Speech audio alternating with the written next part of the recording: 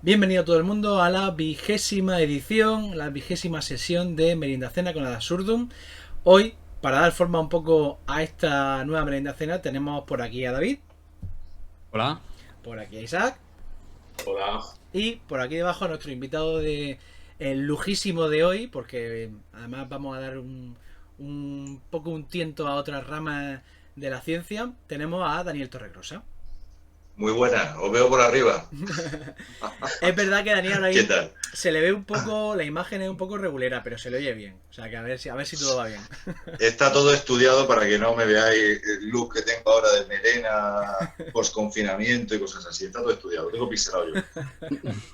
Perfecto. Pues nada, un poco lo de siempre. De primera, darle las gracias a todos esos suscriptores que tenemos en el canal que nos ayudan a que esto siga adelante. Y ya está, ya no hay nada más para quedar por hoy, así que vamos directamente a preguntarle cosas a nuestro invitado y a decir quién es y todo eso. Y un poco dar el tiento a qué vamos a tocar hoy, qué temas, cuál es, por qué vamos a hacer una incursión a otras ramas de la ciencia, etcétera. Bien. Si alguno de mis dos compañeros quiere hacer una pequeña biografía o comentar por encima algunos de los datos biográficos de Daniel Torregrosa, les estaría muy agradecido. Bueno, vamos añadiendo un poco porque es que Poco yo a poco, es decir, poco a poco. conozco algunas cosas de él, pero imagino, pero es que entiendo que son muchas las tensa la descripción que podemos hacer de Daniel Torregrosa. Te la puedes inventar. Te la puedes Sí, inventar. bueno, me lo puedo inventar y ya pues, lo que te guste No lo pasa asumes nada. como te callas, lo que te guste lo asumes y hasta te callas no dices nada y lo que quieras rebatir lo rebates. Bueno, Daniel Torregrosa es toxicólogo, es decir, químico de formación y es miembro de la Real Sociedad Española de Química y Toxicología. Es decir, al que ya nos contó brevemente algo que ya nos queda servicio de toxicología pero hablaremos de eso.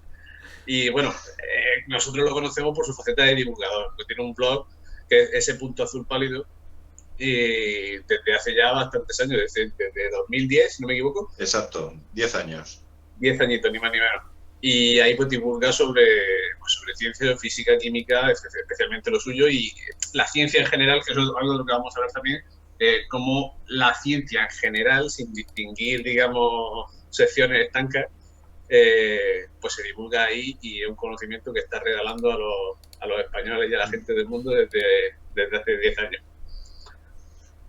Y bueno, no sé más cosas que queréis decir. No, para empezar está muy bien porque de hecho hay muchas cosas que todavía faltan. Ahora iremos, Daniel.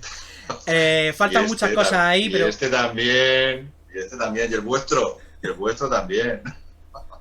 Vamos a ir añadiendo poco a poco la biografía de Daniel conforme le hagamos preguntas y vayamos tocando ciertos temas. Primero, siempre nos gusta empezar con le preguntamos a todos los invitados que vienen, una recomendación que sea más bien de ocio, del tipo que quieras. Libro, película, serie, música, lo que tú quieras. Bueno, y esto ya te lo conté a ti también, Juanje, hace un mes.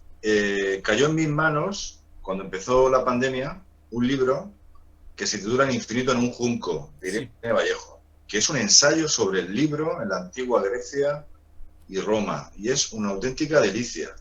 Y el tema es que ese libro me ha guiado a no parar de estos 2 meses libros de... He vuelto a releer la Odisea. ¿Libros de qué, perdón? La Eneida. Clásicos, del mundo clásico. Ha tirado de clásico, ¿no? Odisea, de nuevo, la Eneida. Cómics sobre la Odisea, que he conseguido por ahí. Me he ido guiando a un autor que yo no conocía, que se llama Nucio Ordine, solo que lo conocéis, sí. Que tiene un libro que además lo tengo aquí. Clásicos para la vida, que me ha llevado luego a un libro que tiene de Giordano Bruno, también, o sea, El infinito en un junco me ha servido pues para volver un poco a esa lectura de los clásicos. He vuelto a leer a Marco Aurelio, a Virgilio con la Eneida, alguien que, bueno, que yo tenía, son libros que tengo por ahí y no esperaba volver a leerlo y no sé, y creo que no he sido la única persona que ha comentado esto en estos meses. Es curioso. Mucha gente ha vuelto a leer la Ilíada. Yo también la Ilíada.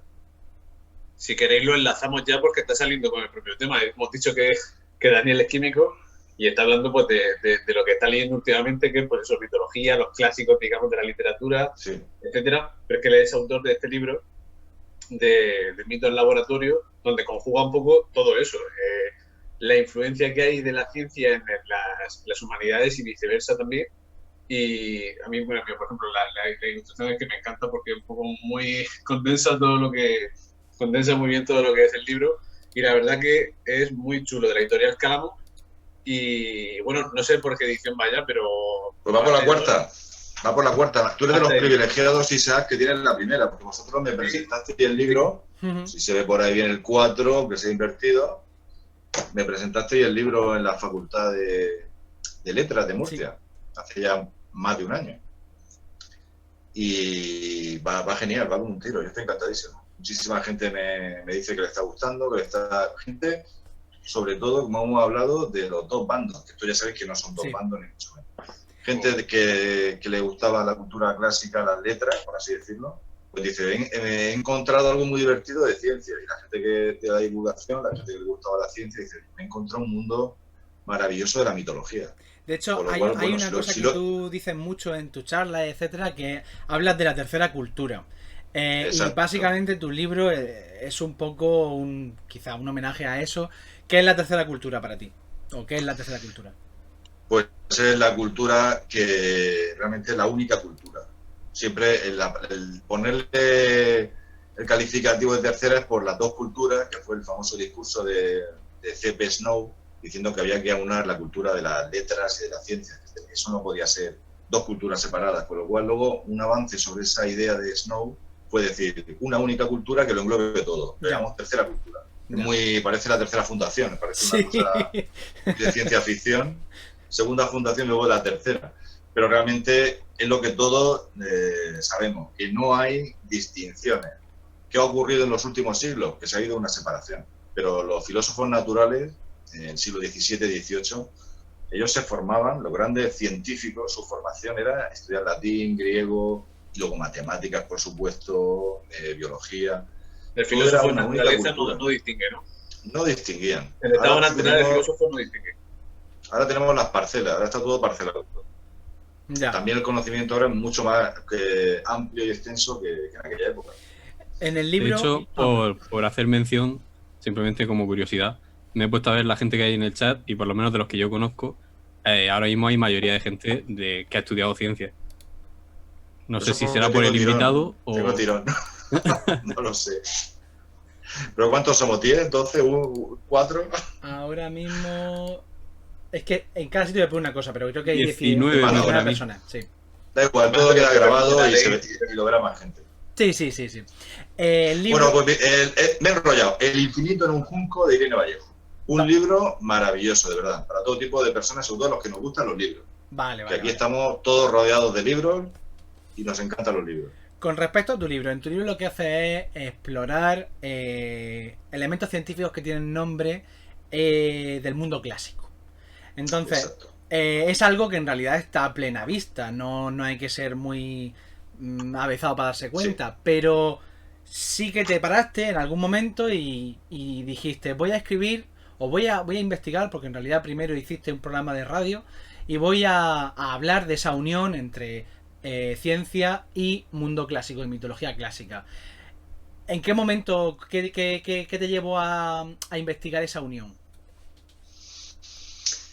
Pues porque estaba ahí. Creo que le preguntaron a Hillary, al alpinista, que por qué subió el Everest, y él respondió que estaba ahí. Estaba ahí. Entonces, esto fue realmente antes del programa de radio, fueron entradas de mi blog. En 2011, poco después de crear el blog, y fue, como siempre, otro clásico, para nosotros el gran clásico de la divulgación es Isaac Asimov. Entonces, Isaac Asimov tenía un libro, no se parece al mío, pero es un libro donde exploraba un poco, era más corto, es un libro muy antiguo, la terminología de la mitología y en el mundo científico también. Entonces, sobre esa idea de Isaac Asimov, porque claro, ni yo tampoco he inventado nada. O sea, todo está en los clásicos, nadie inventa ahora nada nuevo, todo está en la cultura griega y romana. Entonces, sobre esa idea de Isaac Asimov, digo, esto queda corto, esto habrá que ampliarlo de alguna manera y darle otro orden. Entonces fue cuando yo quise explorar no solamente asociar un nombre, que luego no lo he hecho en el libro, o sea, un nombre de una estrella con el personaje mitológico, si no había una historia detrás. Entonces, por ejemplo, en el primer capítulo, que es Prometeo, pues cuento por qué se llamó prometio, al elemento químico que se había descubierto en 1944-45. Era la historia del gran benefactor de la humanidad, que fue Prometeo, que trajo el fuego a los humanos y fue castigado por ello. Entonces, en aquel momento, los investigadores que habían descubierto ese elemento químico, producto de la incipiente desarrollo de la tecnología nuclear, pues dijeron, esta energía nuclear es el nuevo fuego de los dioses, por el poder que tenían, tanto para uso benéfico como destructivo. Se había tirado la bomba atómica, por ejemplo. Creo que fue en el 45. Y la mujer de uno de los investigadores, que yo creo que era Corey, pues era aficionada y dijo, pues si esto es así de prometedor, esta energía nuclear, ¿por qué no le llamas a este elemento químico que has descubierto tú con tus colegas Prometeo? Por homenaje a Prometeo. Y así casi todas las historias van enlazando el origen, la historia que hay detrás de cada nombre que se ha dado algún tipo de, de descubrimiento, estrella, constelación, elementos químicos, animales de la biología, de la tecnología también, los cohetes. Y ese es el libro. Son 56 personajes mitológicos con todo lo que han influido en la terminología y en la ciencia. Son personajes mitológicos que sobrepasan un poco la idea que tenemos a veces un poco eurocéntrica de mitología clásica, griega, romana, y porque trata también me llamó la atención cuando lo leí el libro y me gustó mucho que hubiera también pues, de la mitología polinesia o de Inuit, hay la mitología fenicia, curiosísimo. Hawaiana, creo también. Hawaiana, por supuesto la nórdica, que hay bastantes personajes, un poco más. Es decir, que al fin y al cabo la cultura ha volcado un poco, pues claro, de todos los sitios ha volcado ahí su poesía, un poco su lírica, porque al fin y al cabo es una cosa como muy literaria, al fin y al cabo muy artística, muy bonita, muy poético, que eso es otra cosa, que el libro a mí me gusta mucho por lo bien escrito que está. A mí es que yo siempre lo dejo por eso. No, es que me fascina porque dice, madre mía, un libro sobre un químico, cosas de ciencia y tal, pero es que es verdaderamente gustoso de leer porque está muy bien escrito y es totalmente literario, aparte de tener su formación como de lo que te llevas como aprendizaje, es literalmente bonito per se. Y la muchas verdad gracias, que de verdad. Gracias. Te debo una cerveza cuando nos veamos. Ya que estabais diciendo lo de que había mitologías de todo tipo, hoy no está con nosotros, creo, en el chat las plumas de Simur, pero ya en honor a ella, como lo verá después, aprovecho para preguntarte sobre mitología de Oriente Próximo, Oriente Medio. ¿Hay algo en el libro? No. Y oriental tampoco. Pero no hay, porque no porque no me guste y no porque no tenga una riqueza maravillosa, sino porque no hay... Bueno, sí, hay mitología hindú, perdona. Claro que sí, hay hindú, sí. Pero eso no es Oriente Medio. No. No hay, claro, no encontré referencia en la ciencia de esos personajes. Normalmente, claro, el grueso del libro es Grecia y Roma, que es de lo que Occidente se ha alimentado. Pero lo más así exótico, bueno, pues es la mitología hindú, la mitología de la isla de Pascua, pascuense, la mitología inuit, pero eso estamos hablando de ya al final del libro, ya capítulos de un único personaje, por ejemplo. Ya. Bueno, eso ya cuando los ayatolás estos descubran un nuevo isótopo de plutonio o lo que sea, pues ya que le pongan un nombre de... Efectivamente, ya Hay una obra que me llama mucha atención, que coordinaste, que es 101 obras esenciales de divulgación científica. Fue editada por la Biblioteca Regional de Murcia. Exacto. Y por Ediciones Tres Fronteras. De hecho, está gratuita en internet. He puesto el enlace en el chat y lo pondremos también en YouTube. ¿De qué va eso? Bueno, pues esto fue un encargo de la Biblioteca Regional, esta guía, y es una guía de lectura. Y es mi guía de lectura, que nadie busque otra cosa. Yo coordino un ciclo con la Biblioteca Regional, que es Cienza, que ya va iba a empezar dentro de poco la 4ª edición, está ya terminando, iba a terminar la 3ª edición, y me encargué realmente algo que no existía todavía en España, que era una de libros de divulgación científica. Guía de lectura de libros de divulgación científica. Libro 101. Algo tan básico como hace poco quizá no se ha reparado ni siquiera en hacer eso. Bueno, pues yo hice los 101 libros, que yo considero, hay muchos más, por supuesto, además está actualizada a diciembre de 2019, elegí 101 libros y quise un poco mezclar también pues autores nacionales con autores anglosajones.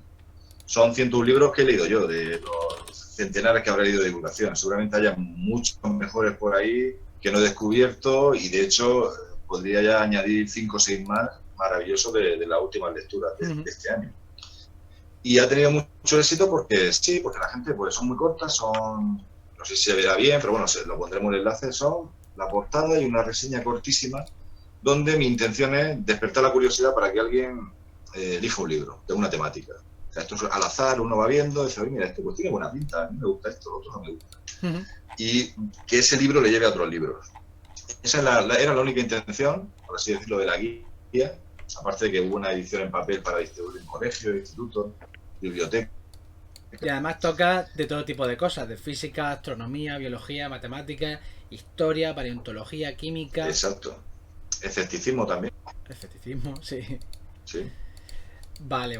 Y geología, que los geólogos están muy contentos porque es una ciencia maravillosa y hay muy pocos libros conocidos por el gran público de geología. Entonces, alguno he metido yo por ahí. Vale, genial. No ha sido como Sheldon Cooper en su odio contra la geología. Sí. Pues presentado un poco ya todo tu obra, tu trabajo, etcétera, ya que tenemos unas cuantas preguntas para intentar también hablar tanto de lo que tú controlas como de la relación que tiene con la historia, pues la química, la toxicología, etcétera. Y hoy ha surgido una noticia que llama mucho la atención en redes sociales, que creo que toca un poco tu rama, porque dice la noticia así. La del porno. La del porno. Porno,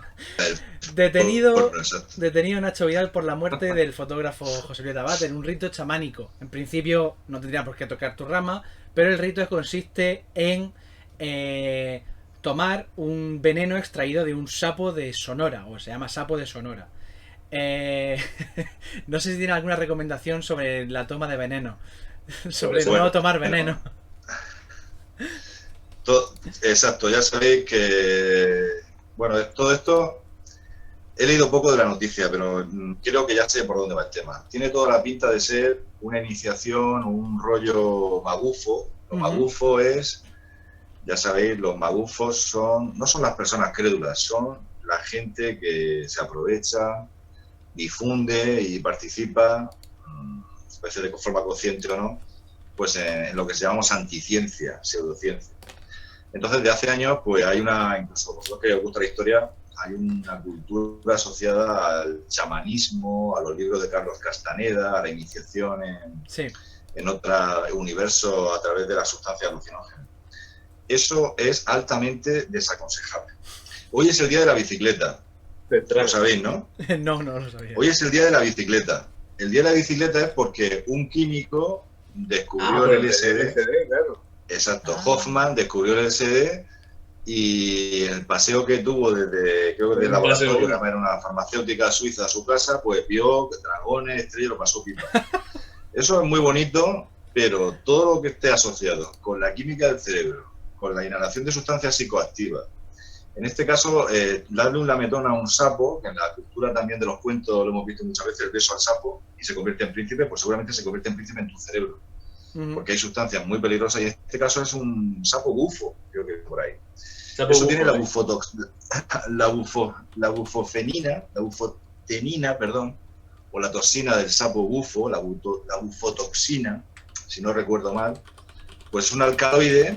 Los alcaloides son metabolitos secundarios que pueden estar en plantas o en animales, que en este caso pues actúa, por así decirlo, estimulando o engañando lo que es la serotonina, y uno pues tiene pues eso, una experiencia que, bueno, puede ser interesante o puede producir una taquicardia y te puede producir la muerte. Claro, que puede salir mal. ¿Vale? El que tomó eso tenía que saberlo. Y si ahí estaba Nacho Vidal al lado, pues tuvo mala suerte. Yo le deseo lo mejor porque al final también puede haber muerto él. O sea, tuvo mala suerte que se murió el compañero, pero también podría morir él. No se puede jugar con este tipo de tóxicos. Todos conocemos los efectos del alcohol, del tabaco, que también lo son. Y el mensaje que yo siempre hago a las drogas son malísimas. Nunca, y las drogas más conocidas, como es el alcohol, es lo peor. Es lo peor. Pues, ¿qué no será todo lo que hay por ahí? El LSD, del que hemos hablado, quizás efectos secundarios tiene menos, quiero decir, efectos dañinos, no produce una alteración de ese tipo. Hoffman murió con casi 95 años, creo que, y decía que tomaba LSD todos los días. Pero eso es la excepción, porque se sabía... Daniel, pero claro, Pero es eso lo que pasa pasa con con el este canal. mundo de... Era una sustancia pura que él sintetizaba en su laboratorio y no os creáis tampoco de que la gente... Bueno, Yo imagino que te encontrarás un poco con el debate de, claro, tú ahora mismo dices, no, es que, por ejemplo, el alcohol es malísimo y el tabaco Sí. es malísimo. Y entonces la gente se queda un poco con el mensaje de, si para eso mejor toma LSD.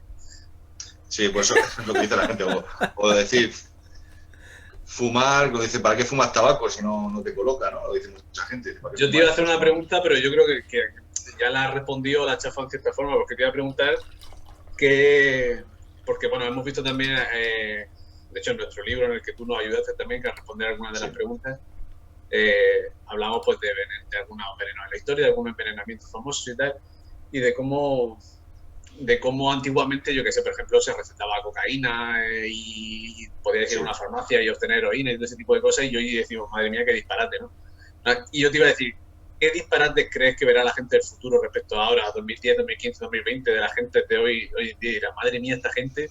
Claro que en cierta forma entonces, creo que has respondido porque, dirán, fumaban, tomaban alcohol, que es un disparate, estaba súper normalizado, pero tú crees, aparte de eso, del alcohol y el tabaco, alguna cosa que también esté como normalizado hoy en día, que en el futuro diga, hostia, esta gente, ¿cómo le tiraba a los orfidales y qué malo se ha demostrado que era, Pues yo, o alguna cosa así? Isaac, creo que aquí tampoco vamos a ser originales. Uno podría decir incluso, bueno, la adicción a las tecnologías,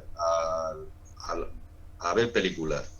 Si tú ves y lees clásicos antiguos, también hablaban de los alumnos los malos alumnos, la gente que... Bueno, un ejemplo. Yo cuando era pequeño, leer un cómic, leer un TVO, era... leer TVO en vez de leer libros. Ahora, leer un cómic es fino, ¿eh? Si tu hijo lee un cómic, dice, ostras, qué tío más listo. A lo mejor dentro de unos años, ahora podemos decir, mi hijo le gusta el Fortnite. Yo puedo pensar que el Fortnite o los videojuegos es una porquería. Luego, él le dirá a sus hijos, eso, porque, oye, esto juegan a Fortnite, eso es una cosa cool. No se pueden hacer predicciones y mucho menos del futuro. O sea, no lo sabemos. Y en cuanto a drogas, pues serán las mismas. El alcohol, mientras esté legalizado, Claro. será un grave problema. De hecho, el problema sanitario más grave que tenemos ahorita. Y otro tipo de drogas, pues, malísima. Ahora está volviendo la heroína, parece que desapareció. Y está volviendo. Sí, y luego las drogas de diseño, todo lo que sea jugar con la química cerebral, eso ni acercarse. Eso hay que intentar, como sea, que nadie pueda acceder a eso, aunque pueda ser divertido, o crea alguien que lo tiene controlado, porque de verdad el cerebro es una estructura muy sensible a todo tipo de alteración de su química cerebral, y mejor no jugar con fuego, ni con alcohol.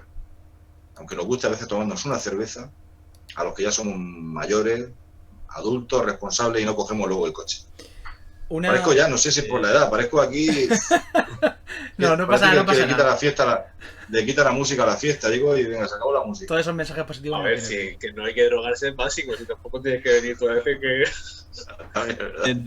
Desde una perspectiva histórica hay una sustancia de la que nosotros hemos hablado en el último post del blog, precisamente, que es la cantaribina, que se usaba como Viagra y que ¿cómo se llama esto? Una sobredosis, que era muy fácil tomar una sobredosis, te mataba.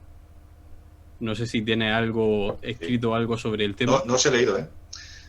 No, pero ahora, antes que me haya hablado de la coca, sí que escribí sobre el B. Mariani, que era una bebida que llevaba cocaína, y era la bebida favorita de un papa, que no me acuerdo si era Pío XII o si está por ahí escrito. B. Mariani, que era alcohol y coca mezclado, y hubo un papa que la promocionaba, la podéis buscar por internet, el B. Mariani, y eso escribió hace unos años también, que era curioso. ¿Era el papa un promotor de las drogas? No, en aquel momento eso no se sabían todavía los efectos tan perjudiciales que tenía. Y recordar también que existía, cuando yo era pequeño, a mí no me dieron por suerte, el agua del Carmen, era una especie de bebida con un 55% de graduación que se daba a los niños. Pero yo en mi casa no sé por qué no me dieron eso. Me daban otras cosas. Mi abuela me daba cuando iba a verla un vaso de vino dulce y 100 pesetas de la antigua. Entonces mi primo y yo íbamos a verla porque siempre salíamos con 100 pesetas y con un calichazo de vino que me da mi abuela y salíamos muy contentos para ir a jugar de niños. O sea, todo hay que ponerlo en su contexto histórico porque barbaridades, el Papa tomaría cocaína y barbaridades se han visto y se verán. Una broma recurrente con ciertos elementos químicos que son muy venenosos, siempre es pensar que en qué momento se descubrió eso y si alguien tuvo que probarlo para saber cuáles son sus efectos, digamos en tiempos que no sean siglo XX-XXI. ¿Hay algún caso de algún científico que haya acabado mal, algún químico que haya acabado mal por exponerse demasiado? Y Marie Curie no me vale, me refiero a algo más... Sí, ¿Qué caso sí que hay por ahí un caso. Bueno, un personaje de la historia de la ciencia que me fascina, que se llama Carl Wilhelm Scheele, que era farmacéutico, bueno, ni siquiera era farmacéutico, era aprendiz de farmacéutico. Este sintetizó el color verde, ¿no? El verde de Scheele, se le llamó, efectivamente, además eso ya arsénico. Y tenía la mala costumbre de probar todo lo que él fabricaba en su laboratorio. Entonces parece ser que murió bastante joven, no creo que no tenía 40 años, con algún tipo de intoxicación que no se sabe si fue con algún compuesto con mercurio o quizás con arsénico. El verde de Scheele es ese pigmento que se puso de moda luego en el siglo XVIII para pintar las paredes y se cree asociado a la muerte de Napoleón porque tenía todo en su destierro pintado en la habitación con ese verde que llevaba arsénico. También creo que plomo también. Entonces, bueno, no sabemos. Sí que es verdad que la alquimia, que es esta protociencia anterior a la química, pues había muchísimas intoxicaciones. Sabemos, por ejemplo, a nivel laboral, que es un poco mi profesión, por así decirlo, el mundo de la toxicología laboral, que los sombrereros utilizaban el mercurio o compuestos de mercurio para desinfectar la piel de conejo para hacer sombreros del siglo XVII, estamos hablando. Y de ahí sale lo del sombrero de Alicia. Sombrero loco. La gente dice sombrero loco, pero el loco te lo has inventado tú, por eso en el libro también, la película. Entonces era por ese neurotóxico que es el mercurio que afectaba a ese tipo de profesión. Por lo cual los sombrereros de aquella época estaban un poquito mal, precisamente asociado a ese mercurio, que por ejemplo en la pintura Caravaggio también se decía que muchas veces que era posible que todo el mercurio que estaba con su pintura afectara a su personalidad. Sabéis que Caravaggio era un gran pintor y un poco mala persona. Un poco también. trasto, sí. Un poco trasto. Puede decir Goya que tenía también. Sí, el azogue está relacionado también con el mercurio.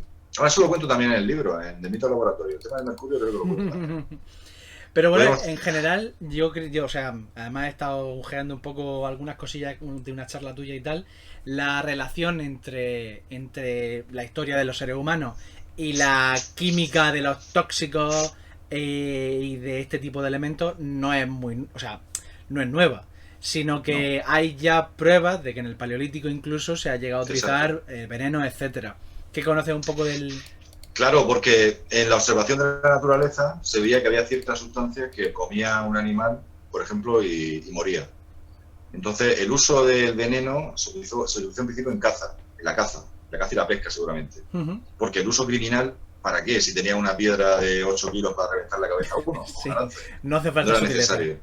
Entonces sí que se sabe ya que se impregnaba con algún tipo de planta, las flechas, se ha hablado del Paleolítico, también en los palafitos se han encontrado adormidera. Adormidera es la planta del opio, que no sabemos si era un uso lúdico, hablando de droga, o también un uso también para algún tipo de ritual o de la caza. Entonces ese fue el origen de los venenos. El origen era caza y luego ya, pues claro, cuando ya empezó la ley, por así decirlo, y quedaba mal visto que alguien la apuñalara directamente, pues ya hay casos pues con el más típico, la cicuta, el tema de Sócrates, el veneno judicial, o todo lo asociado a Roma, envenenamiento. Es una cuestión de limpieza, ¿no? Es una cuestión de ser más pulcro.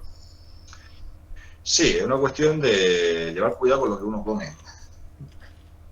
Quiero decir, el pasar el utilizar ya el veneno como arma homicida, sí. Bueno, porque vamos a pringarlo todo de sangre y tal, pudiendo... Claro, y para que no te pillen, sobre todo. Porque en aquella época no existía la toxicología forense. Claro. Todo era para que la gente moría a veces pues de infecciones, de disentería, sin saber lo que era, ¿no? Entonces, pues es curiosísimo. Hay historias increíble, sobre todo en Roma, de cómo llegaba el nivel de sofisticación a la hora de envenenar a alguien. Sabéis que en Roma pues, existía la figura esta del praegustato, que era el que venía contigo. Imagínate que te vienes tú conmigo, Isaac, a merendar a casa de Juanje. Entonces Juanje nos pone la merienda, la quedamos de merienda, y nosotros pues dice, bueno, tú eres mi praegustato. Prueba tú.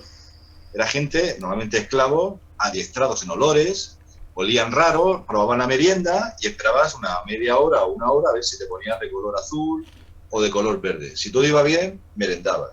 Pero, por ejemplo, la sofisticación llegaba a que había un pastel, imaginaos un pastel, una tarta, donde el anfitrión, en el cuchillo para cortar el pastel, impregnaba una de las hojas del cuchillo con alguna mezcla que solía ser entre extractos de setas, de amanita faloide, mezclada con arsénico. Entonces cortaba de una mano, con el mismo cuchillo, dice, pasa, cortaba y decía, este trozo para ti, el que está impregnado, y este para mí. Con lo cual ya impregnaba el trozo de la tarta, con el cuchillo al otro. O sea, fijaros el genio que está demostrado, por ejemplo, en la antigua Roma para envenenar a alguien, luego se encontraba mal a media hora, le dolía el estómago y podía morir. O a veces se sobrevivía. De hecho, hay Pero más esa media hora esperando el Una hora, esclavo sí. con el otro, el anfitrión diría, ¿qué pasa? ¿Por qué no comes? Porque Hay más de un caso de dirigentes que, bueno, famosos, no sé si podrás confirmarlo o no, que se envenenaban un poquito para coger resistencia a ciertos venenos. ¿Qué hay de verdad en eso? Bueno, hay una base científica pero se llama fenómeno de tolerancia. Lo que no hay es un antídoto universal para los venenos. Y eso fue, realmente ahí el que se llama el rey toxicólogo fue Mitrídates VI, que fue el último rey del Ponto, que estaba obsesionado con todo el mundo de los venenos, y él, pues sin ningún orden ni concierto, él creía que tomando pequeñas cantidades, y se creó una especie de antídoto o protector que llamó mitridato para tomárselo y ser inmune a los venenos.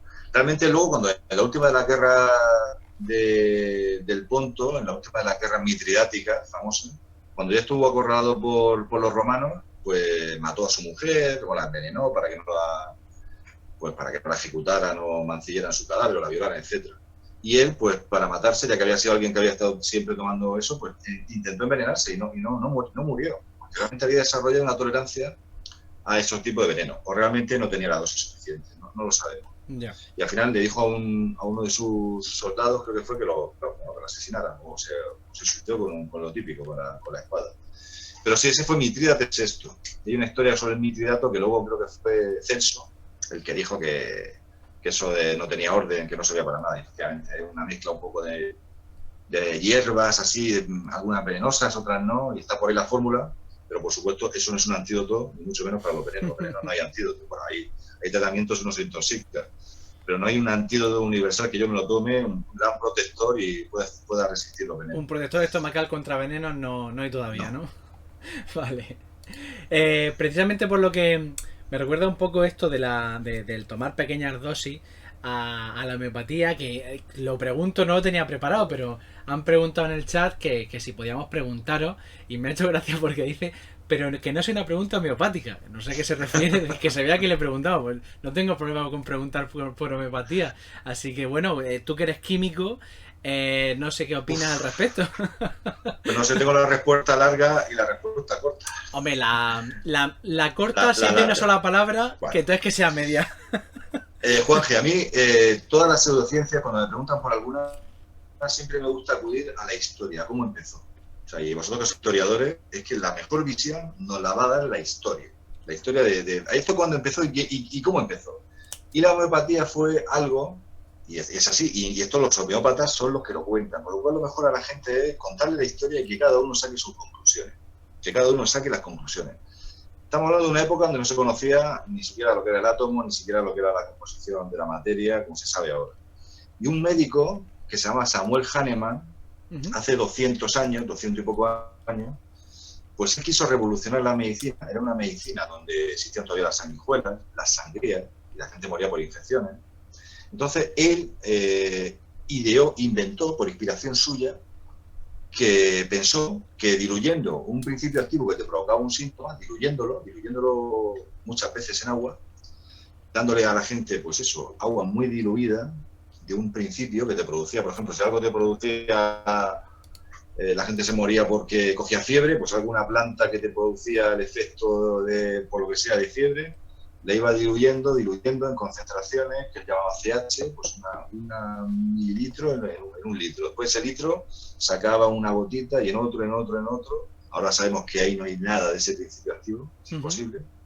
Y claro, él le daba ese fármaco a sus pacientes, los apartaba de las sangrías, de las sanguijuelas, de otro tipo Y de mejoraban, tratamientos, y mejoraban. Por lo que Y sea. claro, yo entiendo que él viera que mejoraba. Entonces eso se convirtió luego en lo que se ha ido convirtiendo, y ahora sabemos que realmente no, con estudios a doble ciego, triple ciego, que realmente no tiene efectos secundarios, claro que no, porque no los tiene primarios. Eso lo sabemos ahora con la ciencia. Pero realmente no hay que demonizar al creador, porque en aquel momento, él con su buena voluntad seguramente, pues bueno, lo que él vio que funcionaba, ¿no? Claro que sí. ¿Y ahora por qué funciona ahora? Pues por el mismo motivo. Existe el efecto placebo, existe lo que se llama regresión. La gente al final, lo que siempre hemos dicho, es que un resfriado típico, el resfriado se cura en una semana tomando agua, o en 7 días tomando frenador y cosas así que estás tomando. O sea, al final, pues la gente se cura un resfriado en 7 días, tome o no tome. Entonces, esas enfermedades asociadas, por ejemplo, de dermatitis, asociadas a situaciones de estrés de la gente, pues acuden a este tipo de medicina y es posible que algunos vean realmente, y es verdad, que ha mejorado un síntoma, pero por supuesto una enfermedad grave, una enfermedad compleja, hay que acudir a la medicina no alternativa, sino a la medicina la que funciona, la única medicina que existe, la que ha ido acumulando el conocimiento científico, y puede que no sea perfecta para algunas cosas, pero eso es lo mejor que tenemos. Ahora no ha salido, curiosamente, con el coronavirus nadie en un sitio homeopático diciendo que lo cura. Bueno, habrá salido, pero le habrán dado... Hoy había un divulgador, no me acuerdo quién, que ha comentado esto que estás diciendo, y ha dicho que no es exactamente así, porque él sigue recibiendo emails de gente antivacunas y pro homeopatía atacando a los escritos que hacen en diversos medios de comunicación. Y bueno, por supuesto, muy bestias los mensajes diciendo que las vacunas son malísimas para los niños y que a su hijo le hiciera lo que quisiera, pero que al suyo propio no. En fin, que no está del todo, pese a todo, no está todo el mundo... no han cambiado de opinión. Ya, los divulgadores ya de la vieja escuela, por años, como soy yo, ya nos hemos dado cuenta de que no funciona el decirle a una persona, esto es una mierda, esto es una tontería, eso es un engaño, no funciona. Sí. Funciona a la gente que ellos, que adquieran conocimiento de cómo funciona la ciencia, y que ellos solos, si de verdad hay gente con interés y con espíritu, pues eso, crítico un poco, ellos lleguen a la conclusión de lo que es o no es cierto. Sabemos ya que es incluso contraproducente desmontar la homeopatía con la respuesta corta. Pues decir, eso es un fraude. Ya uno apaga y se va. Si estudiamos la historia, que hay detrás, oye, mira, léete tú mismo, pues leyendo informaciones contrapuestas, llegas a una conclusión, pues fantástico. Y ahora estamos con la Tierra plana, pues lo mismo. O sea, tremendo documental de Netflix, por cierto. Buenísimo. Y lo dice todo. Insultar, por ejemplo, que hay gente que insulta a alguien que cree que de verdad, no el que se aprovecha de eso, saca dinero que es un fresco. A la persona que por lo que sea cree en eso, insultarlo no va a ningún sitio. Hay que ir poco a poco. Claro, el camino corto es muy difícil y tedioso, que voy a contar a vosotros que sois incluso docentes. Pero el camino largo, pues hay gente que dice, no, a veces pues sí, puede servir, no lo sé. A lo mejor puede servir para algo si es un niño pequeño. Deja de ver eso. O no haga esa tontería, no lea ese libro. Pero gente ya adulta y gente inteligente que al final lo que hace es autoconfirmar su sesgo, el sesgo que él puede tener. Mucha gente inteligente, incluso premios Nobel, creen en pseudociencias. O sea, ellos son sumamente inteligentes para ese sesgo reafirmarlo. Pues esa gente al final, pues no favorece nada el menosprecio, la ridiculización, ni el insulto, ni mucho menos. Ya. Ahora que hemos hablado de agua y de diluir cosas en agua, y haciendo referencia a que llevamos como 3 o 4 programas hablando de Polonia, quería comentar Bueno. otra noticia que ha surgido en los últimos días, que creo que, no sé, por si acaso, porque como mínimo es muy impactante. Dice el titular: en Polonia usan almejas en los depósitos de agua que pulsan un botón cuando detectan contaminación. Y para ampliar un poco la noticia, para quien no la haya leído, porque claro, que llama mucho la atención, dice, tal y como explica el propio Departamento Municipal de Agua, dice de Varsovia, pero he investigado y no es de Varsovia, es de Katowice. Los niveles de contaminación del suministro de la ciudad están a cargo de 8 almejas, con capacidad para pulsar un botón de alarma. Cuando esto ocurre, el suministro de agua se corta al instante. Estos moluscos, y explica por qué, se pasan las 24 horas del día filtrando agua de los ríos en donde viven. Cuando detectan el más mínimo signo de contaminación, se cierran. Entonces yo he leído esto y he dicho, no puede ser verdad. Pero he seguido el enlace y lleva una página oficial de que de hecho no es de, por eso no es de Varsovia, sino de Katowice. Pongo aquí la página. Y luego he hecho lo de darle a traducción, ¿vale? Que es más fácil. Y lo confirma. No sé si estás viendo o si puedes ver, Daniel, el canal de Twitch. No lo tengo conectado. No, es que las imágenes son muy buenas. David, ¿puedes tú? Te lo paso. Pero la historia es chulísima. ¿Tú la habías Puede haber algo leído? algo de ciencia ahí, sí. No lo descarto, pero es un poco pintoresco, ¿no? Que sea una almeja cuando tenemos otros sensores y técnicas analíticas maravillosas para detectar contaminantes en partes por billón. Es que, billón Pero al americano. fin y al cabo es un sensor que ya existe de forma Es un natural, sensor ¿no? de la naturaleza, efectivamente, ¿no? Puede ser. Vamos a ver, hay fotos. Lo pongo. Suena a no tengo presupuesto para comprarme un cromatógrafo de gases. Os lo Suena un enseño. poco a eso. Abajo hay una fotografía que son, o sea, confirman un poco el asunto, ¿no? Sí, que están conectadas y se abren con... Ahí tienen Bueno, la un conexión. poco Matrix todo esto, ¿no? Es un poco Matrix con almejas. Yo es que he flipado cuando lo he visto. La almeja está aprendiendo karate. Sí. Están ahí, están en Matrix. No, lo desconocía totalmente, pero me habéis dejado con una curiosidad absoluta por investigar el tema. Puede ser, ¿eh? No lo descarto. Échale un Yo ojo siempre porque yo soy he muy flipado. cauto, sí. Soy muy cauto con estas cosas, pero realmente en la contaminación se puede también saber con técnicas analíticas que hay ahora maravillosas y de una sensibilidad extrema. Pero bueno, es lo que habéis dicho, es pues eso, algo de la naturaleza que nos puede servir. Pues Pero lo investigaré.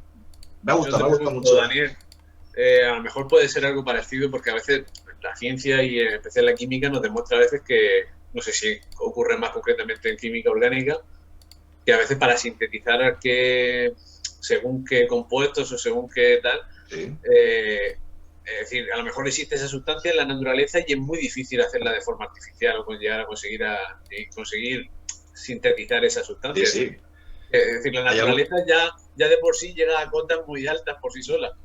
Hay sustancias tan complejas que no se pueden obtener en el laboratorio y se tienen que estar de la naturaleza. Todavía hay moléculas, proteínas globulares muy, muy complejas que están en la naturaleza. Pero bueno, esto más bien lo entiendo yo que es un poco, a lo mejor detecta metales con una sensibilidad muy propia de la almeja y al detectar un metal, pues al abrirse, pues cuando abre el circuito. Va por ahí. Puede estar enfocado más a metales solamente. No tengo ni idea de qué va el tema, pero es posible que sean metales. Pero claro, contaminantes hay tantos que no creo que sea la almeja tan sensible a cualquier otra cosa. Sin embargo, la química sí que te puede identificar un montón de productos que sabemos que son contaminantes. Supongo que será lo típico de que habrá más cosas, más sensores, pero... Claro. Pero bueno, es muy original y muy divertido. Y así, esto sobre todo a mí me gustan estas historias porque son la típica historia chula que te hace investigar más, leer más, aunque luego sea algo que no... A mí me deprime un poco. Te deja loco. A mí me deprime un poco porque yo escribo ficción, como sabes, también escribo ficción, y algunas veces tienes la típica sensación de que algo es demasiado inverosímil. Y luego te cruzas con esta historia y dices, es que no es inverosímil lo que se me pueda ocurrir en una novela, o lo que algunas veces lees en novela y dices, pues esto no puede ocurrir. Y luego, toma. O si no, los últimos acontecimientos que estamos viviendo en el planeta, que ya estamos viendo cómo se las gasta. Pues sí. Pero bueno, una cosa que ya hemos comentado antes con lo del verde de Seal y tal, y que me flipó mucho cuando estuve leyendo sobre los colores, sobre la creación de pigmentos, cuando la química empezó a o sea, explosionó en el siglo XIX el conocimiento de química y empezaron a aparecer muchísimos colores, bueno, pigmentos artificiales, que hasta entonces Sí. había que usar pigmentos El Malva naturales. fue el primero. ¿Perdón? A nivel industrial fue el Malva. El El Malva. color Malva, que era la moda, y fue William Perkin. Fue un gran químico que con 19 años se hizo millonario. Eso te iba a decir, que me flipa el cómo muchos de ellos están investigando otro tipo de cosas, encontraban un pigmento artificial y entonces mandaban a la mierda la ciencia y se ponían a ganar pasta. Sí. Bueno, siguió investigando. William Perkin, ¿Sí? un gran químico, siguió investigando también, pero realmente fue el origen de la industria de textil con pigmentos. O sea, hasta entonces eran pigmentos de origen natural y esto ya fue una síntesis buscando otra cosa. Estaba buscando otra cosa que no recuerdo ahora mismo. Encontró ese pigmento Creo, y de ahí creo que era una vacuna. era una vacuna. No me suena una vacuna. ¿No? Era un fármaco seguro. No, porque en el siglo XIX las vacunas estaban. Cuando fue Perkin, que fue el siglo XIX, Jenner estaba por ahí todavía, ¿no? Era un tratamiento, sí, no sé si era Vale, contra el quinina escorbuto, contra la malaria. la quinina contra la malaria, efectivamente. He dicho escorbuto, pero iba por ahí, era la quinina contra la malaria. Quería sintetizar quinina de forma artificial, que se extraía de forma natural contra la malaria, y encontró algo que se le manchaba, y en vez de descartarlo, pues siguió investigando y vio que era un nuevo pigmento de un color, además, que era el color de moda, que era el malva. Muy guay, muy guay. Y luego, como última curiosidad, por Perkin, ahí. ¿Perdón? gran químico. Perkin, se llama Perkin. Bueno, todo esto no está preparado, me estáis aquí acribillando unas preguntas que me estáis sacando, me estoy esforzando porque me estáis poniendo en un aprieto. Hombre, yo quería Si un lo llegas a poco, ver, me lo preparo. quería un poco tratar ciertas cosas del Sí, mundo sí, de sí. la química que a lo mejor son menos conocidas y que tú podías Sí, sí, comentar. sí, la cara encerrona se podría titular Tengo esta sesión. alguna pregunta incluso más compleja, pero tengo una muy curiosa porque Tú dispara. me he puesto a ver una charla tuya y no sabía yo que el Botox mata, Por supuesto. pero que es un veneno. La De- toxina, ¿no? La toxina botulínica. El veneno más potente que existe en la naturaleza, el veneno más potente, más letal, es la toxina botulínica, que es una toxina que libera el Clostridium botulinum, que es una bacteria, y en órdenes de un 0 seguido de 10 ceros de miligramos, o sea, algo muy, muy pequeño, puede matar a una persona. Pero si yo esa toxina la diluyo, esto no es homeopatía, porque no puedo medir, si Hablando de esa diluir. toxina, La disolución. como todos los venenos. Ya dijo Paracelso que la dosis era la que hacía el veneno. El agua, por ejemplo, sabemos que 6 litros de agua pueden matar a una persona. ¿Sí? Claro. Pues yo no estoy muy lejos, yo veo mucha De agua. golpe. De golpe. Ah, una de golpe ingesta, no, de por golpe no, ejemplo. de golpe no. Claro. Hostia, La yo sal. quería preguntar algo muy parecido, ¿eh?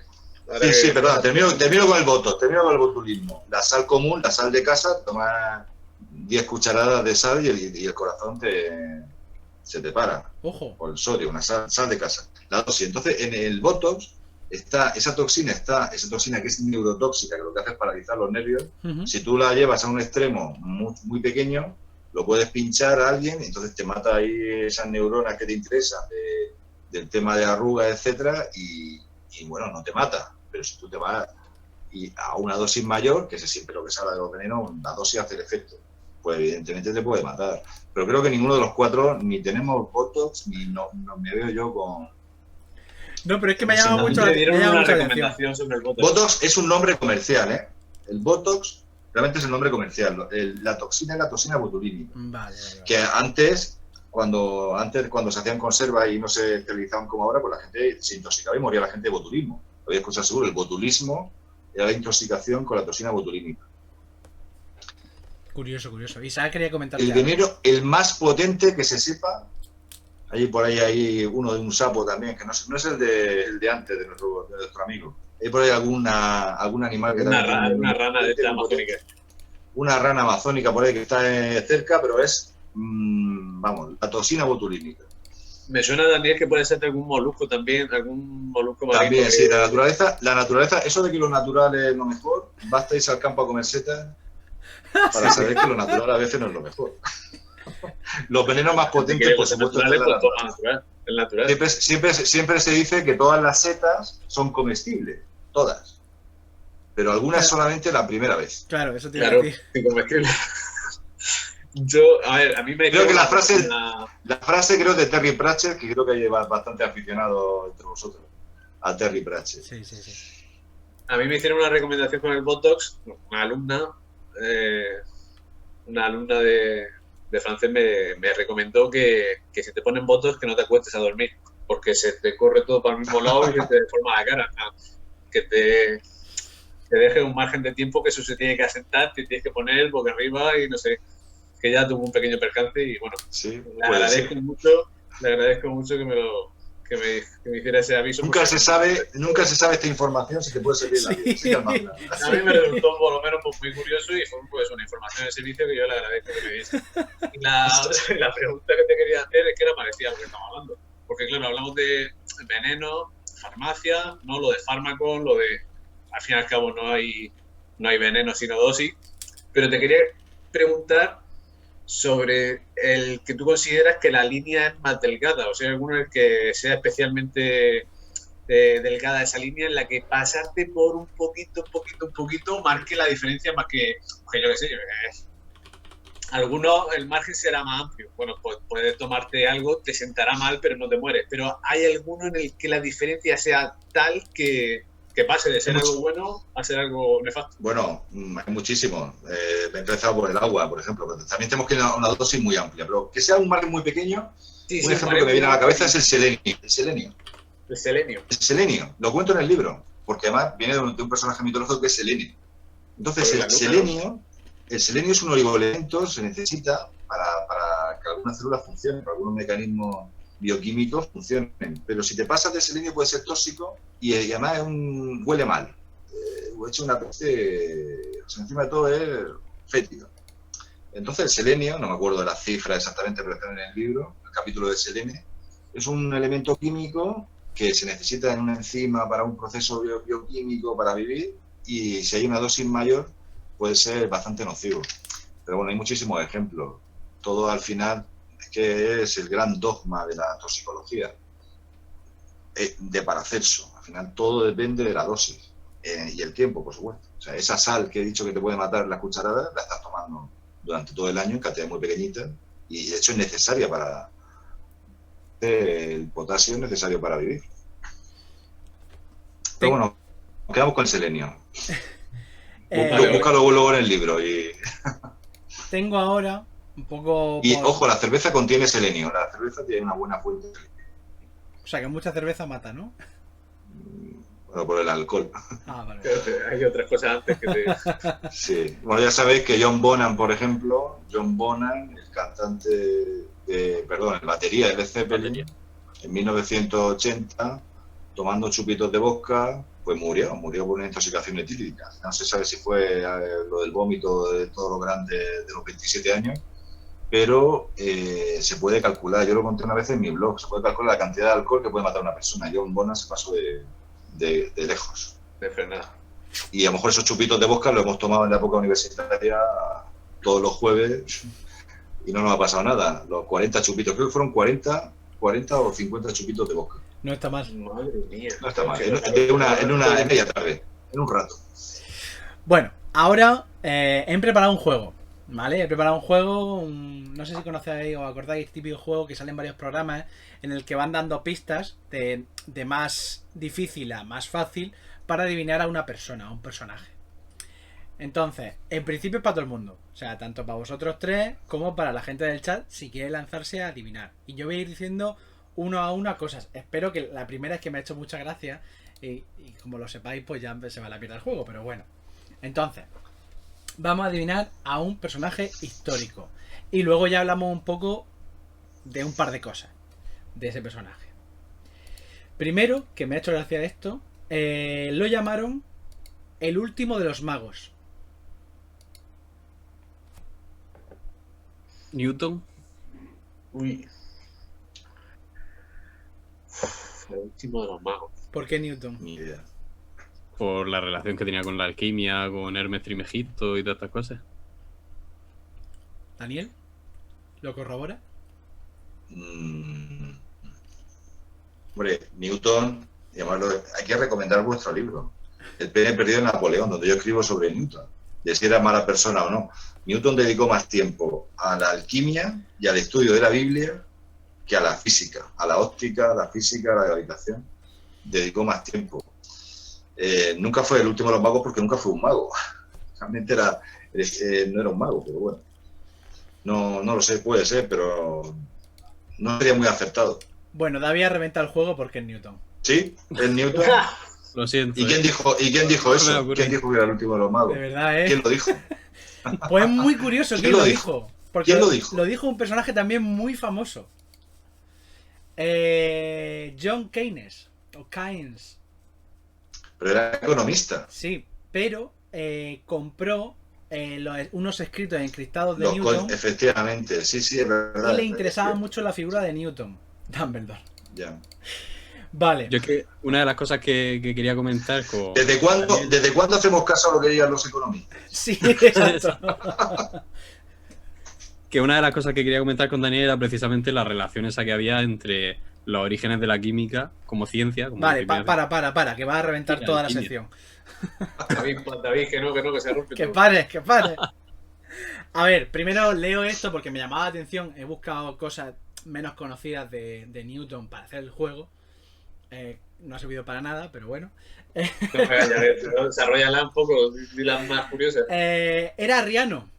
Ojo, Ya no. era Como arriano. los visigodos. Era arriano, era profundamente antitrinitario. No creía en la Trinidad en la Trinidad católica. Esta a lo mejor era por despistar un poco porque pensaseis que era químico. Sufrió al menos un colapso nervioso, posiblemente por envenenamiento de mercurio o de plomo. Keynes Cierto. compró sus escritos encriptados. Y luego ya las tres últimas eran fáciles. Parece que uno de sus objetivos principales era encontrar la piedra filosofal, o uno de sus objetivos era encontrar la piedra filosofal, y luego ya escribió el Philosophiae Naturalis Principia Mathematica, y en esos libros aparecen las tres famosas leyes de Newton. Vale, Y podrías haber dicho que era un poco, iba a decir un insulto, pero era mala persona. era mala Tipo gente. a sus enemigos. Bueno, aparte de que él, cuando estaba al cargo de la fábrica de la moneda, y bueno, de la casa de la moneda, pues bueno, todo lo que era, los que falsificaban billetes, pues directamente los ahorcaba. O sea, él firmaba la orden de ahorcamiento. Y luego un gran enemigo suyo que era Leibniz, destruyó Hooks, pues destruyó todos los cuadros que había sobre él para que no quedara ningún cuadro de la historia.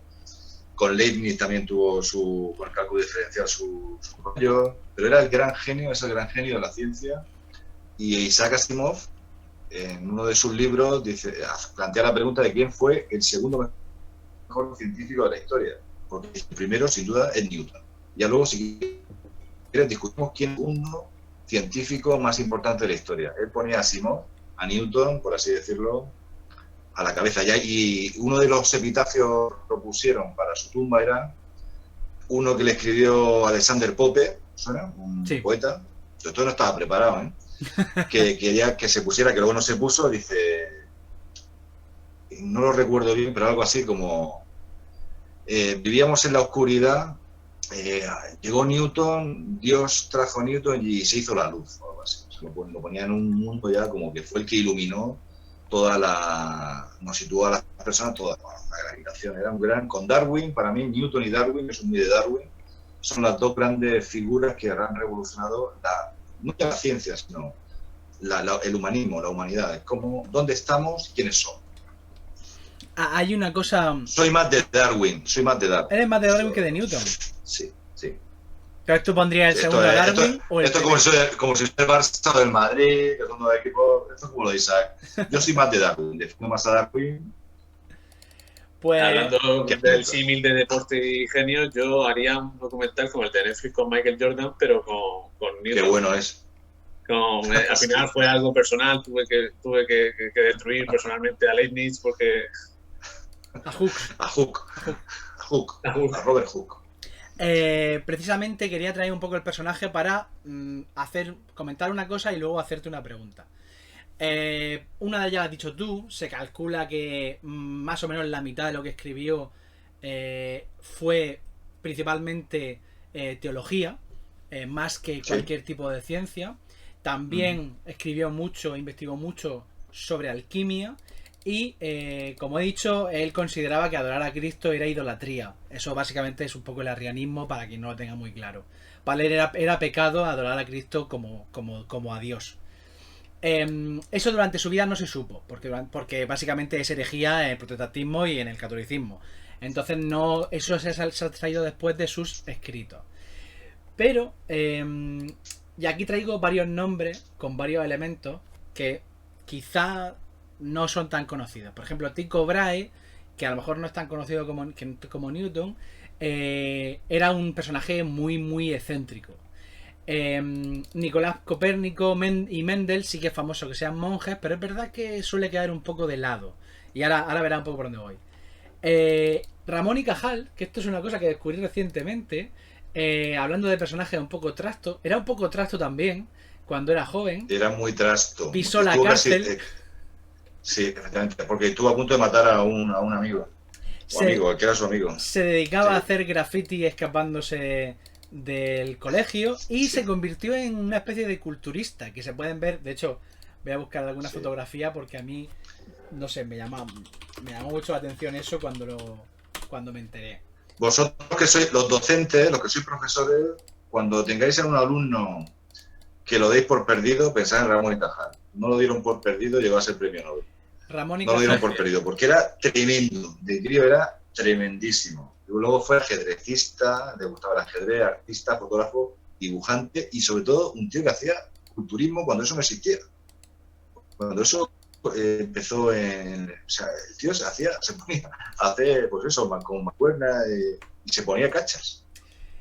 Y otro personaje también que le encantaba el culturismo fue Oliver Sacks. Toda su vida también hacía culturismo. Oliver Sacks. Lo cuenta en su biografía. A mí eso también me lleva un poco a una pregunta.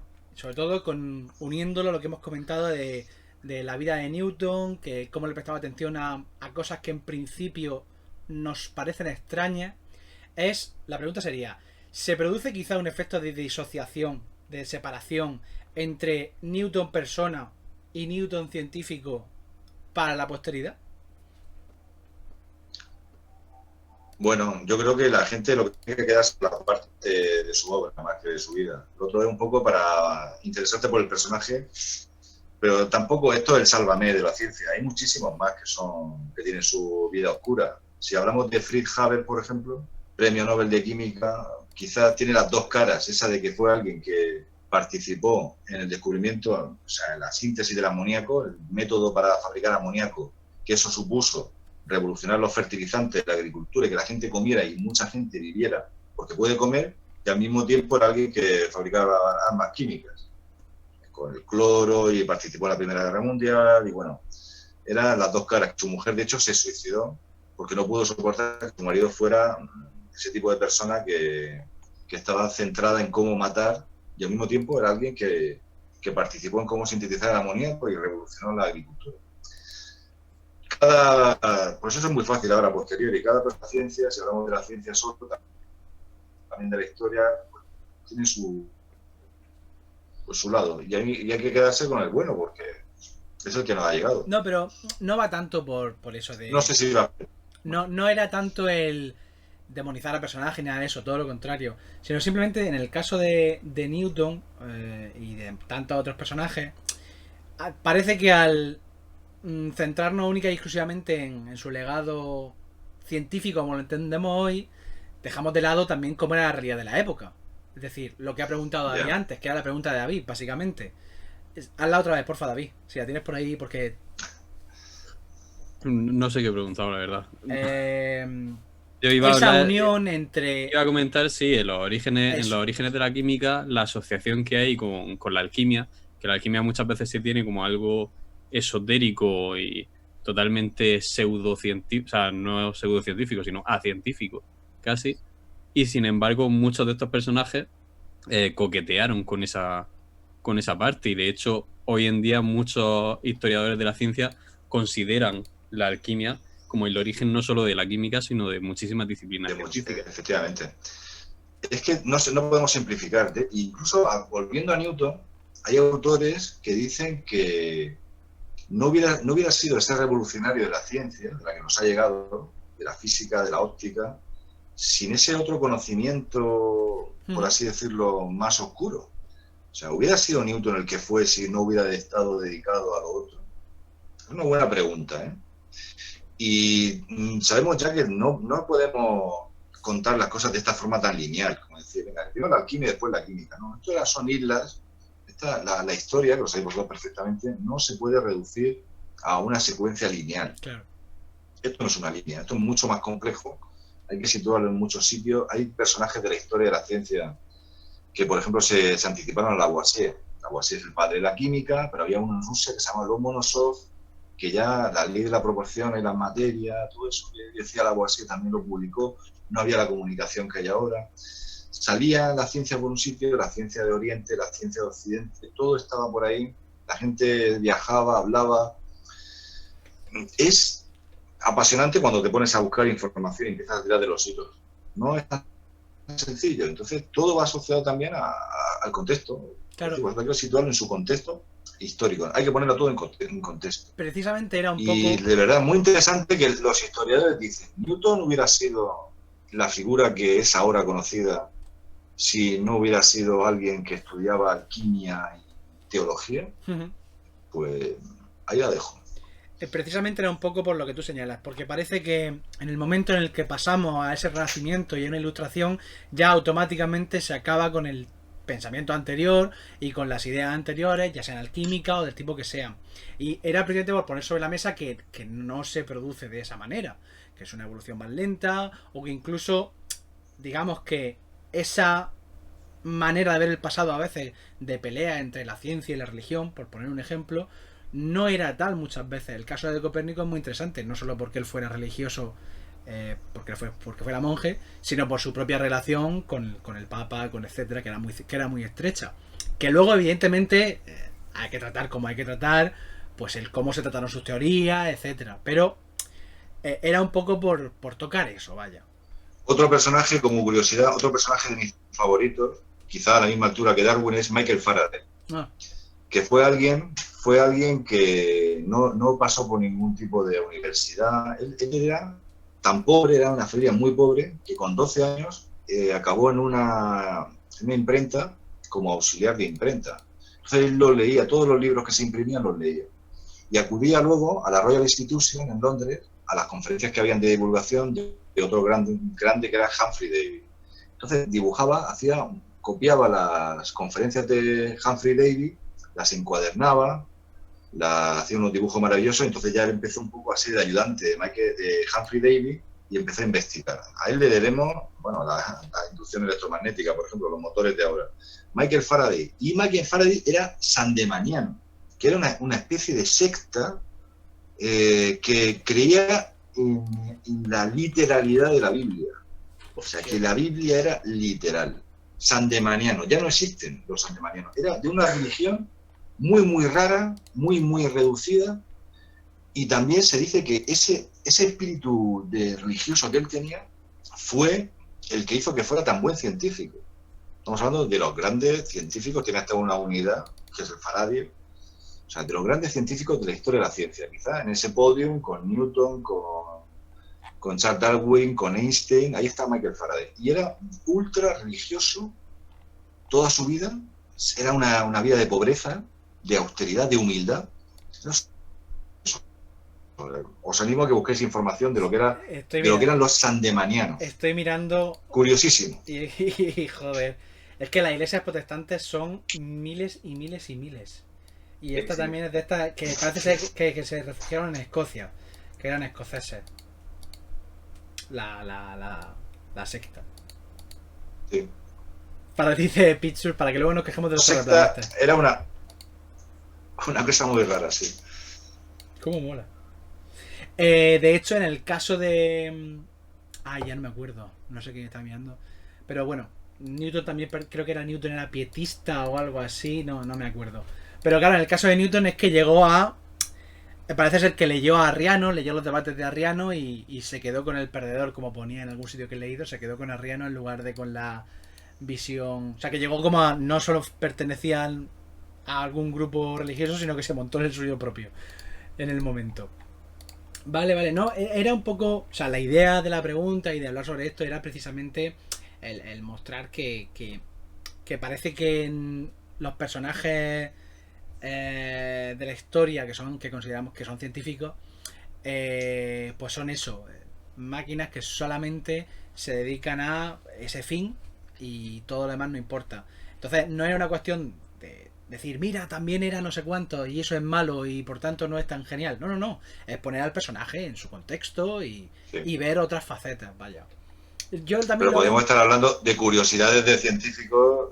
Erwin Schrödinger, uno de los padres de la mecánica cuántica, vivía con 4 mujeres en su casa, y estamos hablando del siglo XX. Hay por ahí cada historia de científico. Feynman, Richard Feynman, que participó en el proyecto Manhattan, y luego también la comisión Roger, cuando explotó el Challenger. ¿Challenger fue? No, el primer transbordador espacial que explotó, efectivamente, el Challenger. Y bueno, revolucionó la mecánica cuántica. Él era en los clubs de striptease donde hacía sus formulicas y tocaba el bombo. O sea, quiero decir, el sálvame de la ciencia, os digo yo que es divertidísimo. Y estamos hablando de las grandes figuras. Ya. Que podemos hacer una especie. Yo estoy dando una idea para un libro también, para vosotros. O sea, voy a hacer un libro de los personajes históricos de la ciencia y su vida privada y su contexto histórico, que ya es alucinante. Precisamente, ahora que has comentado un poco lo de la Segunda Guerra Mundial y el proyecto Manhattan y tal, el otro día leí un chiste, pero es que yo soy malísimo, tengo muy mala memoria, y parece ser que había un chiste que no he conseguido encontrar sobre los inicios de la NASA y un poco esto de saltar del árbol en árbol, pero de nazi en nazi, ¿vale? Bueno. Que en la época, que en la época era un Sí. chiste recurrente, ¿no? La operación Paperclip. La operación famosa Paperclip, que fue. exacto, pero que Exacto. ojo, en China y con el Imperio japonés también hubo cosas parecidas. No exactamente llevarse a los científicos, sino muchas veces comprar el perdón de algunos de ellos que habían hecho atrocidades similares a las de Mengele, o a veces incluso superiores. Lo compraban a cambio de los datos, de los papers, vaya. Sí. Y es una época curiosa, vaya, esos movimientos de ciencia, trasvases, etcétera, de ese momento. Lo que yo no conocía, que buscando todo esto ha sido cuando me he enterado, es la implicación de... Ay, madre mía. De Heisenberg, que Sí, desde hace unos Heisenberg. años está más de moda por motivos de serie. Cuando a él le filtró a Bohr el asunto de que le habían propuesto lo de la bomba atómica en Alemania. Y que eso fue un poco lo que impulsó precisamente la bomba atómica en Estados Unidos. Sí, a Heisenberg se la ha criminalizado un poco porque también era afín al partido nazi, pero parece ser que no. Estamos siendo un poco injustos con él. Y luego, por ejemplo, otra curiosidad, Max Planck, que fue quien en 1900 propuso un poco esta teoría del cuanto, ¿no? El cuanto como unidad un poco de la materia, la teoría del cuanto y su constante de Planck. Planck perdió a un hijo en la Primera Guerra Mundial y a un segundo hijo en la Segunda Guerra Mundial en la Operación Valkyria. Fue esta operación contra Hitler para asesinarlo. Perdió a 2 hijos, pero también creo que las hijas también murieron. Y Max Planck, que hay un instituto en Alemania de física espectacular, que además lo dirige un español, Ignacio Cirac, perdió un hijo en la Primera Guerra Mundial y otro en la Segunda Guerra Mundial. Estas historias también son lo que pasaba en aquella época. La gente, los hijos morían, los niños, la mortalidad infantil, todo eso. Hemos triplicado la esperanza de vida gracias a la ciencia. Y bueno, y habían guerra. Ahora estamos viviendo una situación complejísima, pero históricamente es algo que a lo mejor dentro de 500 años será una curiosidad. Ya. En comparación con otras catástrofes, otras guerras, otras pandemias. Pues si mis compañeros no tienen ninguna me pregunta. desvío. Perdón. No, que me desvío a otras cosas. No sé que se terminó. Lo que tenía era Newton solo. Repite porque no se ha oído bien. Mi conexión es malísima. El juego no era Newton, el juego. Sí, el juego era una tontería, era intentar adivinar a Newton. Yo también tenía esa pregunta porque digo, vaya juego. Ah, vale, que era solo esa, vale. No, es que consistía en no acertar. Como no. Claro, que si os ponéis a acertar las cosas, macho. Coño, pues un juego, una prueba como en los concursos, no tiene más. Yo quería Pues yo sí simplemente Bueno, dale, David. No, pregunta tú mismo. Nada, era que Daniel me hiciera una recomendación porque en cuanto a veneno, un veneno bastante bohemio a la hora de quitarse del medio. Quiero decir, un veneno que sea...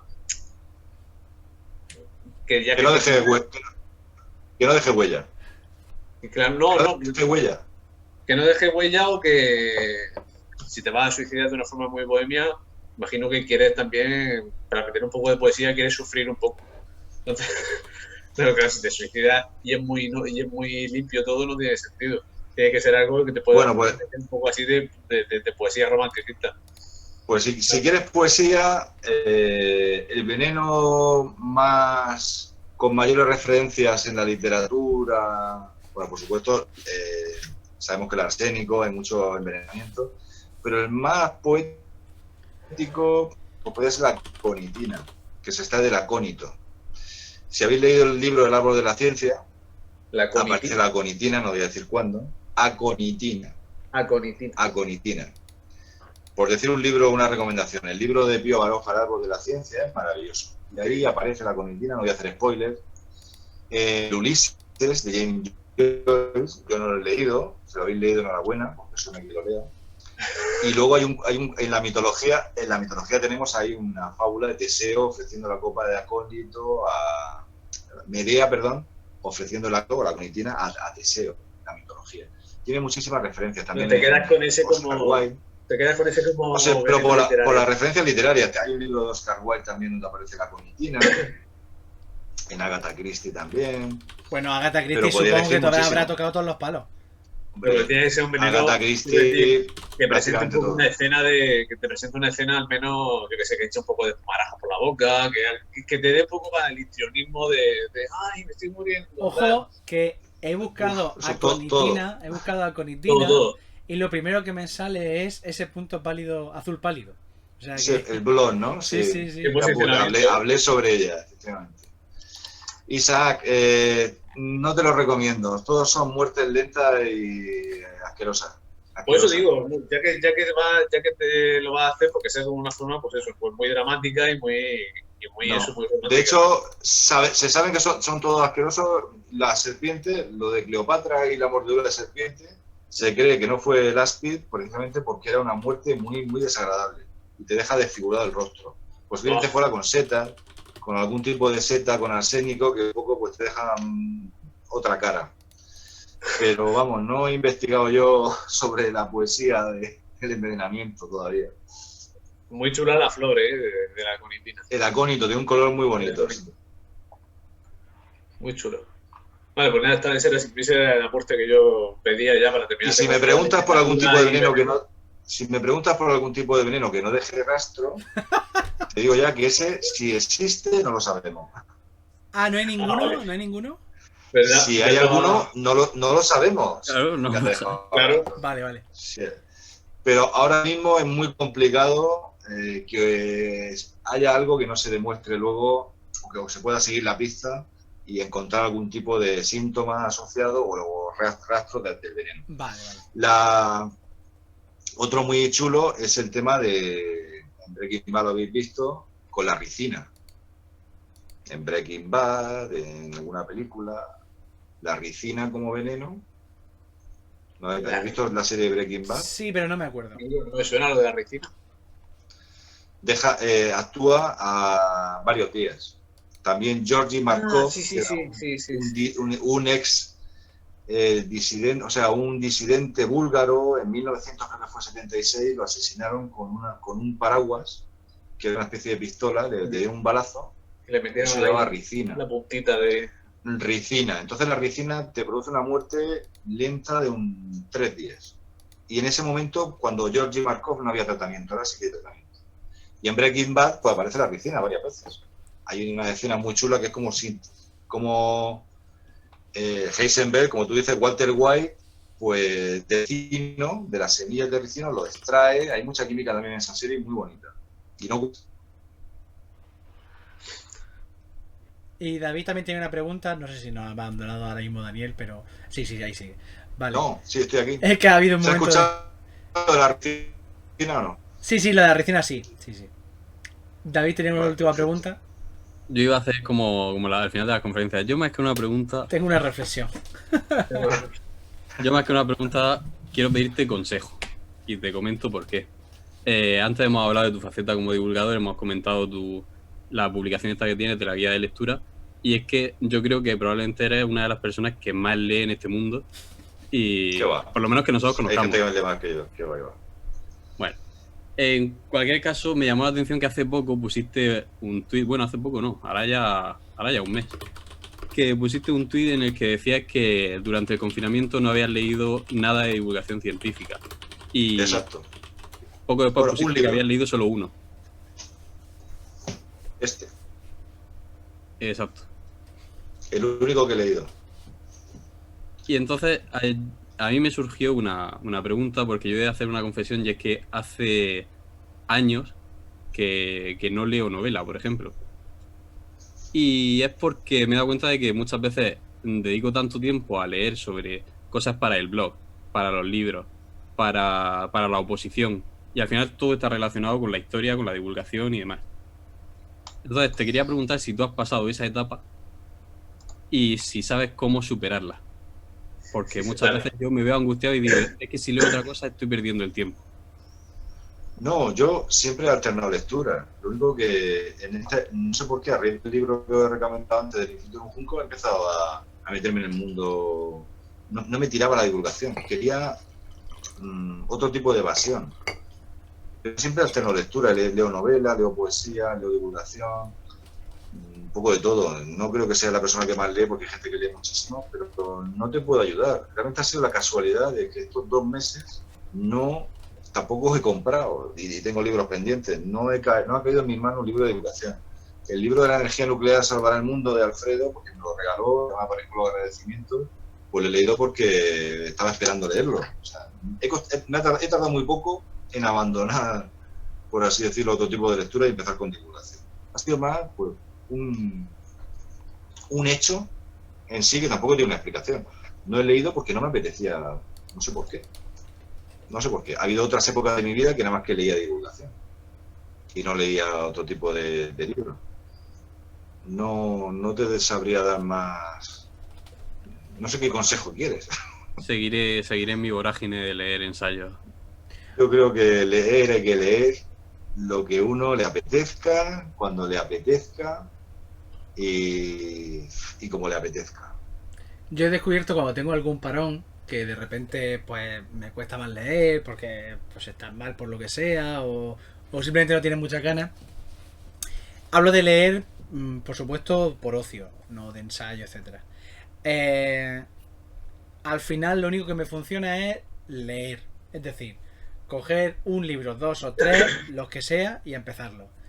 Que luego algunas veces pues lees 50 páginas, lo dejas porque ese motivo pues no estás para eso, pero al final me pongo y al final pues lo voy sacando.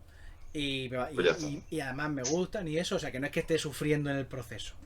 Pero que la única manera que he encontrado es literalmente ponerte. O sea, sé que queda muy cutre, pero es la única.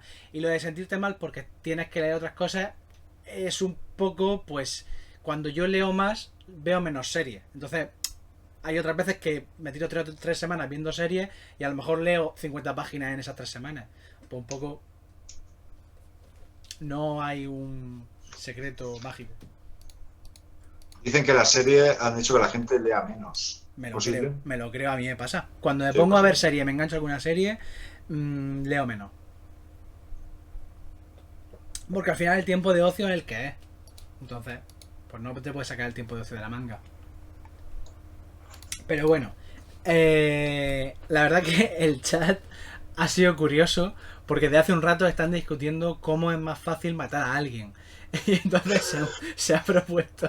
Vaya público tenéis, ¿eh? Felicidades. Es Bueno, que yo que no lo quería decir, pero yo le he preguntado a Daniel un veneno que sea precisamente todo lo contrario de no dejar rastro, pero Daniel ha insistido en, yo te voy a contar pero aparte os dejo aquí el de uno que bueno, Es que no deja rastro. Claro, quiero Es que esa pregunta, en todas las charlas que yo he dado de la historia de los venenos, siempre, nunca falla, ¿eh? Hay alguien que pregunta, ¿existe algún veneno que no deje rastro? Claro, Siempre. tú lo miras- No son centenares, pero a lo mejor son 50 o 60 charlas que habré dado en los últimos 7 o 8 años. Siempre hay alguien, y si alguna vez no lo han preguntado, me he ido decepcionado. Digo, este público no es el público que yo Este quiero. público no está en lo que tiene que estar. Este público no es el que yo quiero. Pero nunca me voy decepcionado. Siempre hay alguien. Siempre hay alguien. Ella, por cerrar, dice dice que Lenson que sí, que si ve el documental de Sergio Ramos, RIP, que automáticamente veneno indetectable. Bueno, muchas gracias por venir, de verdad. Eres el primer A vosotros. científico puro, como se suele decir, que viene al canal. Espero que no sea el último, porque a mí me gusta mucho también lo que hemos hecho un poco, ¿no? Jugar a que hables de lo tuyo, pero dentro de la historia, cómo ha influido, etcétera, etcétera. Espero que te lo hayas pasado bien. Yo me lo he pasado genial. Además, todo improvisado, que me encanta la improvisación. Y sobre todo con vosotros, que ya sabéis que yo soy fan acérrimo de vuestro trabajo y sobre todo de vuestra juventud, porque lo mejor está por venir. O sea, vosotros habéis llegado a un top sin cumplir 30 años, ¿no? ¿O habéis cumplido hace poco? No, todavía ¿Cómo no. está el tema? Todavía no. Ese No sé bache, Habéis qué cumplido 30 años. ese bache está Bueno, por llegar. claro. Eso va a ser una... Habéis pasado también los 27, habéis pasado la edad de los 27, Sí. que es cuando mueren las grandes Sí. estrellas. Ya está pues hecho. ya está muy bien. O sea, yo os aventuro, porque además os veo que os encanta, pero cada vez un éxito mayor, éxito en el sentido de pasarlo bien y hacer lo que os gusta. Y os lo digo ya por anticipado, que llegará un momento en que yo diré a mis hijos, a mis nietos, estos los conocí yo cuando no los conocía nadie, casi nadie. Y mira ahora dónde han llegado. Yo empecé a míralo hacer ahora en la divulgación cárcel. con 40. Yo empecé a hacer divulgación hace 10 años con 40 años. Tenía, o sea, fijaros un poco, y hay gente que ha empezado muy tarde.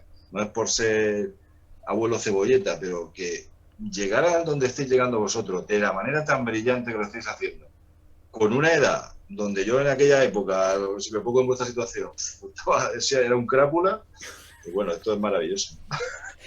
Esa palabra me encanta. Totalmente. Bueno, lo sigo siendo. Pero ahí, les dije que no se drogasen y míralo, ahora, ¿dónde? Fíjate. Fíjate. Bueno, Así pues, que Lenson, lleváis un camino maravilloso. Es un honor haber participado en vuestro último libro, de verdad. Y bueno, ya todo está, cuando me lo propusisteis venir aquí, pues yo encantado, así que ¿qué os voy a decir? Pues nada, deseando poder quedar físicamente para tomarnos la cerveza dicha. Por supuesto. Y pues nada, un placer, como decimos. muchas gracias por todo. Muy bien, cuidaros mucho. Igualmente. Y nada, un Adiós. saludo a la gente del chat, a esos suscriptores y a toda la gente que nos vea. A ver si en YouTube también hay muchos likes y todo eso. Y así volverá Daniel en otro momento a hablar de más cosas. Porque yo qué sé, porque siempre tiene las puertas abiertas aquí. Un saludo a todo el mundo, un Gracias. saludo a Daniel. Hasta luego. Adiós. Hasta luego. Adiós.